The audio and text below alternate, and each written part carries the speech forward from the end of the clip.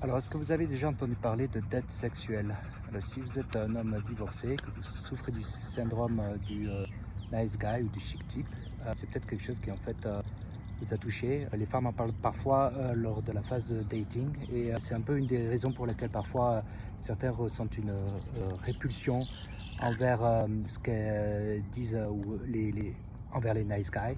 Et une partie de la raison pour laquelle cela est le cas, c'est que je lisais d'ailleurs un Reddit à propos de ça, où la femme expliquait quand l'homme se montre trop gentil, ils ont l'impression qu'il y a quelque chose de caché, une requête cachée. Par exemple, il achète les verres, il paie le repas, et certains hommes font sentir qu'ils attendent quelque chose en retour.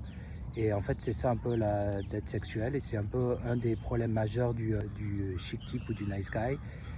Donc on retrouve énormément d'hommes dans leur mariage qui sont dans cette position en fait, qui font ce qu'ils appellent des contrats cachés, où ils sont en fait gentils, font plein de choses et espèrent quelque chose en retour. Et donc c'est une des choses qui peut en fait contribuer énormément à ruiner la relation, parce qu'une des choses, non seulement ça donne le hic à certaines femmes, euh, ou même à la femme qui est mariée, mais au bout d'un moment, ce que ça peut également causer, c'est le sentiment que l'homme n'est pas vraiment honnête ou sincère, en fait, qu'il attend toujours quelque chose en retour, que la raison qu'il fait les choses, c'est pour obtenir quelque chose en retour. S'il est gentil, c'est pour avoir quelque chose en retour.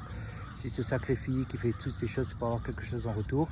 Et qu'en fait, il est constamment à mentir pour obtenir quelque chose en retour.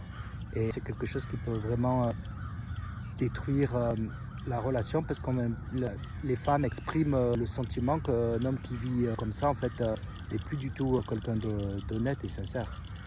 Et donc, dites-moi ce que vous en pensez dans les commentaires vidéo.